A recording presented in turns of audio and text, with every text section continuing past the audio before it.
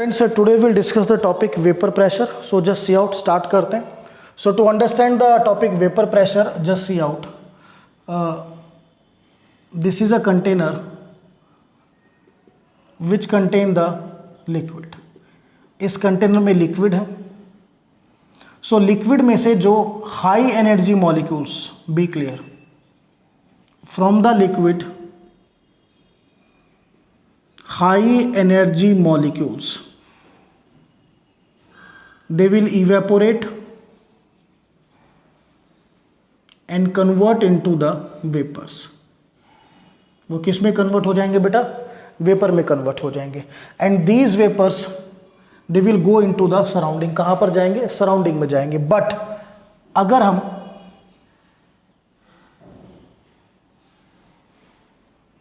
इन vapours को surrounding में जाने से रोक सके, मीन्स हमें क्या करना है, इसको आइसोलेट कीजिए, क्लोज सिस्टम बनाइए सो दैट ये आगे ना जा पाए. Then these vapours they will strike the boundary of the system. किसको स्ट्राइक करेंगे? बाउंड्री को स्ट्राइक करेंगे.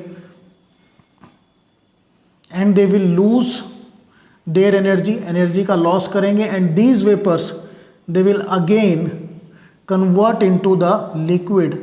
The process is said to be condensation. But ध्यान करना, ये कब होगा? जब आप सिस्टम को क्लोज या आइसोलेट करोगे. ये सबसे इंपॉर्टेंट है, क्योंकि अगर सिस्टम आपका ओपन हुआ तो वेपर कहाँ चले जाएंगे? सराउंडिंग में.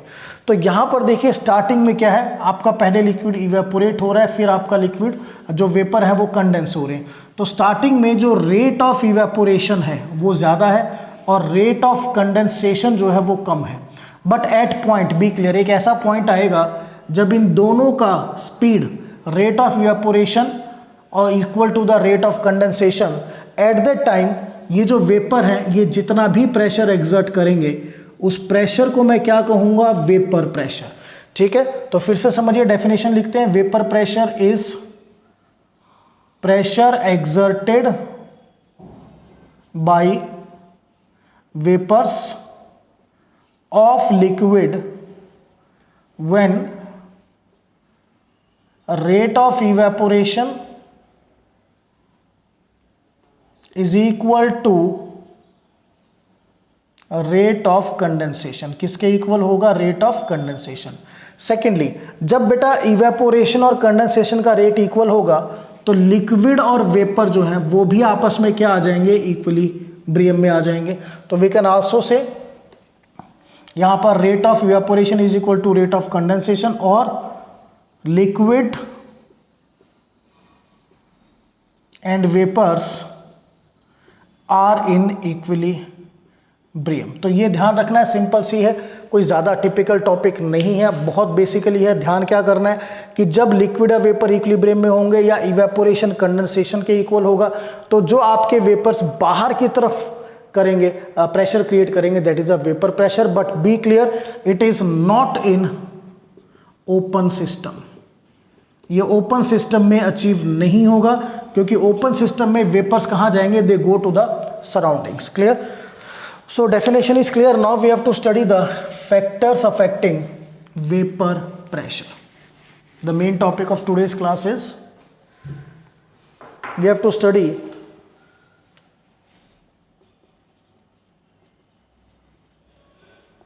फैक्टर्स affecting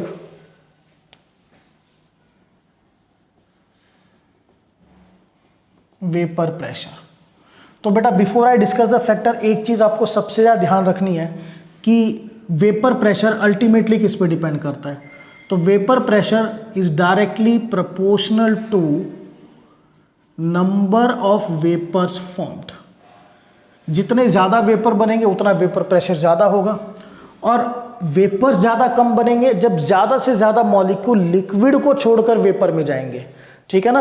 उस चीज़ को हम बोलते हैं एस्केपिंग टेंडेंसी. एस्केपिंग टेंडेंसी का मतलब लिक्विड मॉलिक्यूल्स का लिक्विड को छोड़कर एस्केप होना. किस स्टेट में? वेपर स्टेट में. तो नंबर ऑफ वेपर फॉर्म किस पे डिपेंड करेगा? Number of molecules leaving liquid state. जितने ज़्यादा मॉलिक्यूल लिक्विड स्टेट को छोड़ेंगे उतने ही ज़्यादा आपके वेपर बनेंगे. And this number of molecule leaving the liquid state, this is said to be escaping tendency. इसको ध्यान रखना है, प्रॉपर वर्ड हमने क्या दिया है, एस्केपिंग टेंडेंसी। तो वेपर प्रेशर अल्टीमेटली किस पे डिपेंड करेगा, it depend on the escaping tendency, be clear. So now कोई भी फैक्टर हम स्टडी करें, आपको ध्यान क्या रखना है, अगर कोई फैक्टर एस्केपिंग टेंडेंसी को इंक्रीज करता है, it means vapour pressure increases. If any factor decreasing the escaping tendency, it means vapour pressure decreases. So first factor we will study, that is the intermolecular forces.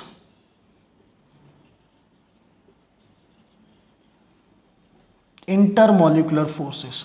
So beta just see out, if more is, or you can write if more are intermolecular forces, जितनी ज्यादा intermolecular forces होंगी, ध्यान देना मैं diagram से फिर से समझा रहा हूं आपको, सी आउट द डायग्राम। ये दो लिक्विड मॉलिक्यूल्स के बीच में, दिस इज इंटरमॉलिक्यूलर फोर्स। अगर बेटा इंटरमॉलिक्यूलर फोर्स ज़्यादा होगी तो ये लिक्विड जो है ये वेपर स्टेट में नहीं जा पाएगा, क्योंकि इसको इस फोर्स को ब्रेक करके ही जाना है। और वी कैन से जो एस्केपिंग टेंडेंसी होगी वो क्या होगी, लेस। ठीक है, अगर इंटरमॉलिक्यूलर फोर्स ज़्यादा होगा तो ये मॉलिक्यूल लिक्विड को छोड़कर वेपर में नहीं जाएगा, बी क्लियर। फोर्स ज़्यादा तो ये लिक्विड को छोड़कर वेपर में नहीं जाएगा। अगर ये लिक्विड को नहीं छोड़ेगा तो एस्केपिंग टेंडेंसी कम होगी, वेपर कम बनेंगे और वेपर प्रेशर भी क्या होगा, कम होगा। सो ये फैक्टर जो है inversely proportional to vapour pressure. अब देखिए explanation, more are the intermolecular forces, less is the tendency of molecules या of molecule to leave liquid state,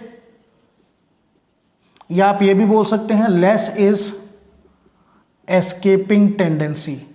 escaping tendency कम होगी, उसकी वजह से क्या होगा, number of vapours formed will be less, vapour कम बनेंगे, and I will say lesser will be the vapour pressure. तो ध्यान क्या रखना है कि ये जो फैक्टर है ये inversely proportional to vapour pressure है। अगर इंटरमॉलिक्यूलर फोर्सेस स्ट्रांग होंगी then obviously vapour pressure will be less. चलिए एक क्वेश्चन करते हैं, इसमें will do one question. Vapour pressure of C2H5OH ethanol is more than water, इसको एक्सप्लेन करना है। Just see out, question form में समझ लो या जैसे भी आप समझे। Vapour pressure of ethanol is more than water. So अगर आप इथेनॉल को ड्रॉ करो, CH3CH2OH, clear, delta positive delta negative, hydrogen bond force. अगर आप वाटर में लेकर चले तो HOH, delta positive delta negative, delta positive 2 times negative. तो वाटर में भी कौन सी फोर्स है, हाइड्रोजन बॉन्ड फोर्स। बट यहां इथेनॉल में एक OH है, यहां पर 2 OH है, तो 2 OH की वजह से यहां हाइड्रोजन बॉन्ड फोर्स ज्यादा होगी। So water has more hydrogen bond force, और I will say more intermolecular force, whereas ethanol has less hydrogen bond force, or you will say less intermolecular force. Therefore vapor pressure of ethanol is more than water. तो vapour pressure ज्यादा होने का मतलब simply क्या है, उसमें intermolecular force less है। Clear? So this we have done the first factor. Now will go to the second factor, that is temperature.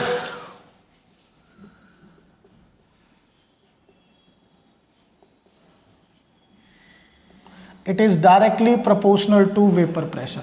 तो सिंपल देखिए बेटा क्या होगा, इफ टेम्परेचर इंक्रीजेस, अगर आप टेम्परेचर को इंक्रीज करोगे then kinetic energy of liquid molecules increases.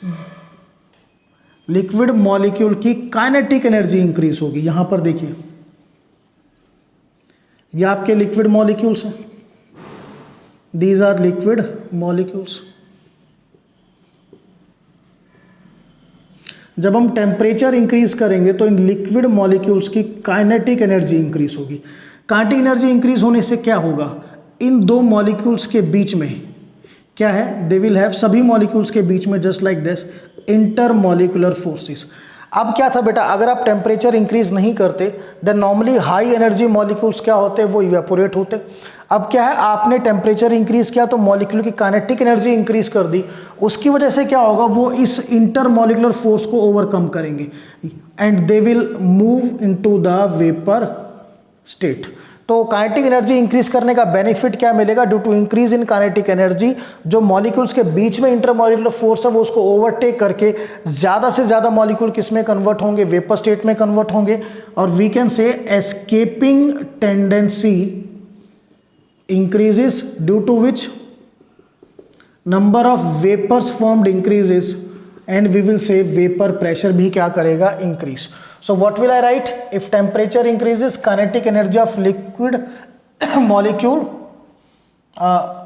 kinetic energy of liquid molecule increases, due to which they overtake, or you can say overcome, the intermolecular forces of attraction, and hence their escaping tendency increase होगी, जिसकी वजह से क्या होगा, due to which number of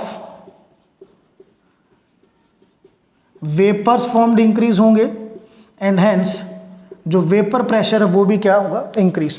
तो अगर आपसे short में पूछे कि भाई टेम्परेचर का क्या इफेक्ट होता है, तो व्हाट विल आई से कि टेम्परेचर इंक्रीज करने से काइनेटिक एनर्जी इंक्रीज होगी, ड्यू टू विच ज्यादा से ज्यादा मॉलिक्यूल किस में कन्वर्ट होंगे, वेपर में कन्वर्ट होंगे।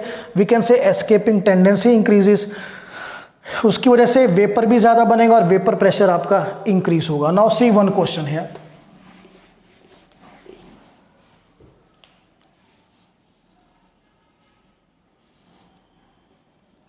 which has more vapor pressure, water at 20 degrees Celsius or water at 30 degrees Celsius? So we know that temperature is directly proportional to vapor pressure. So water at 30 degrees Celsius has more vapor pressure. Due to high temperature there is more escaping tendency, due to which number of vapor formed increases and hence vapor pressure increases. So this is about the second factor. Now we'll discuss the last factor, that is third one,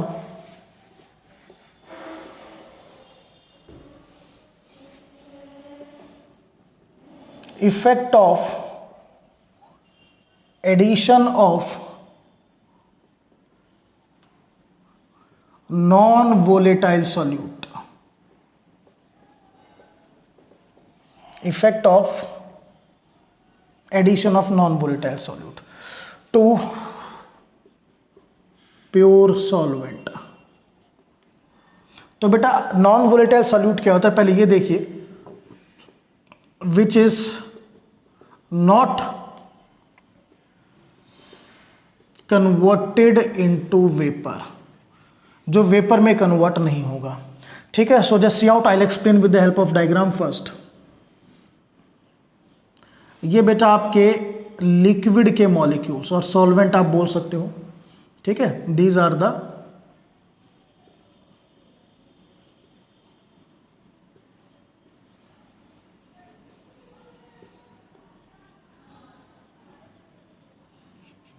pure solvent.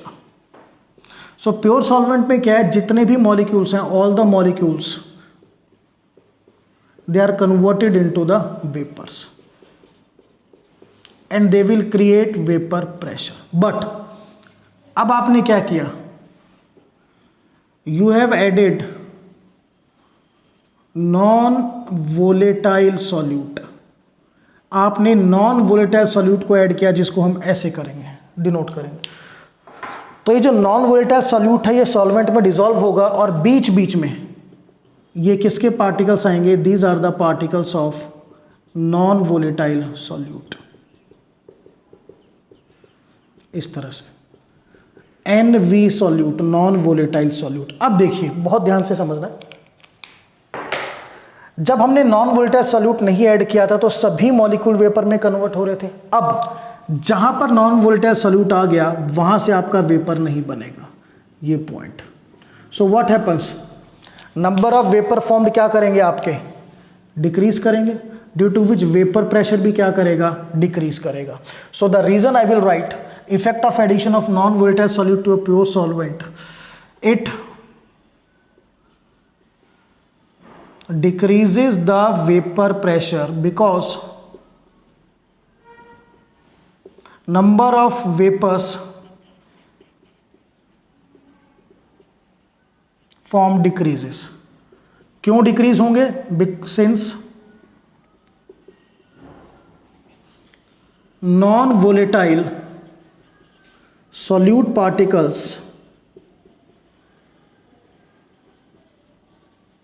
are present in between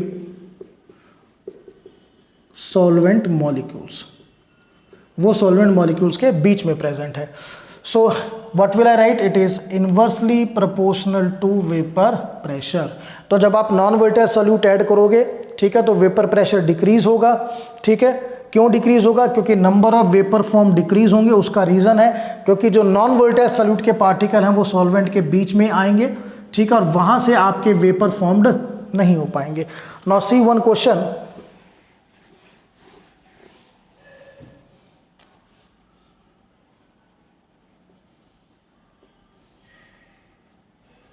which has more vapor pressure, water or water plus glucose. तो यहां पर देखिए बेटा आपके पास सिर्फ pure water है, यहां पर water plus glucose, glucose is a non volatile solute. तो ये नॉन वोलेटाइल सॉल्यूट की वजह से क्या होगा, वेपर प्रेशर डिक्रीज करेगा। So vapour pressure of water is more than, जब आप उसमें ऐड क्या करोगे, glucose, that is water plus glucose. ध्यान रखिए glucose is a non volatile solute. So student this we have completed a small topic vapour pressure, but इसको हमने अभी सॉल्यूशन के अकॉर्डिंग स्टडी किया है, बी क्लियर। 11th में भी टॉपिक है वो एक समथिंग डिफरेंट है, बट यहाँ पर ये स्टडी किसके अकॉर्डिंग है, according to the chapter solution. Basically आपको क्लियर होगा what is vapour pressure. Vapour जो प्रेशर एक्सर्ट करते हैं, कंडीशन ध्यान रखना, जब rate of evaporation is equal to rate of condensation. और इसमें 3 मेजर फैक्टर हैं, intermolecular forces, temperature and effect of addition of non volatile solute. So this is all about the topic, that's all.